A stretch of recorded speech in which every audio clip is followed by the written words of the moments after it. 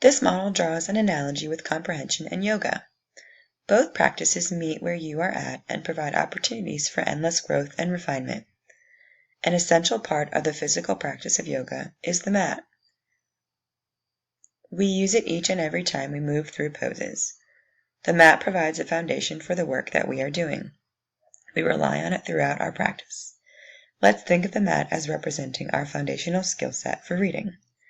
As we read, we rely on this foundation of phonological awareness, phonemic awareness, understanding of alphabetical principle, and phonics. We approach a book or a source of information with the skill set that we have intact, and the more proficient we are in our foundational skills, the more cognitive resources we have available to think about what we are attempting to process.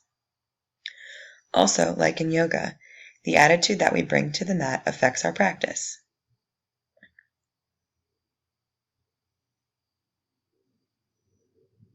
A negative attitude may prevent us from putting forth as much effort as we could. This is the same with reading.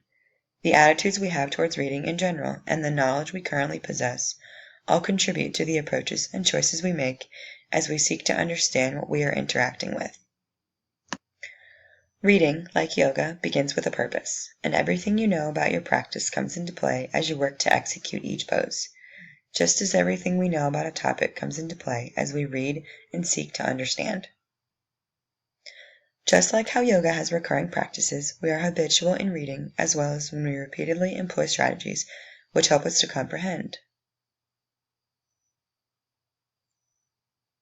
Strategies such as making connections, using prior knowledge, rereading certain parts, self-questioning, using context clues to figure out unknown words, and even evaluating previous biases.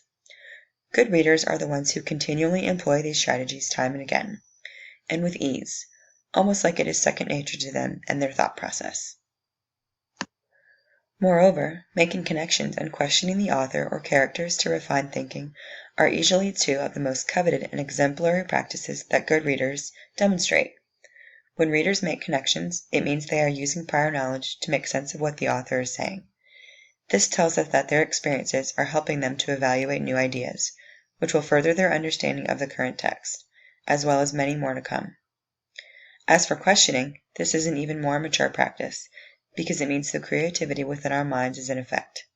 When we question it, it means we are seeking clarity. It promotes opinions and discussions. Knowledge is power, so the more a reader is questioning pieces of text, the more doors become open for them to explore. Just as a sun salutation is circular in nature and constantly repeating, so too does our understanding of comprehension. There is no definitive end. Rather, readers take away what they learn and transfer that learning to their next interaction with text. As Davis, McElhone, and Tenor explain in their article, A Dialogic Account of Reader-Text Interactions, the circular concept of comprehension is such that features of one category of reader-text interaction contribute to and are changed by features in another category as reader-text interactions unfold across time and space. Thus, the knowledge gained from one interaction can have a profound impact of the trajectory of the next reader-text interaction. See, it's an endless flow. It just keeps going, and going, and going, and going. Learning, changing, and transforming. Ta-da!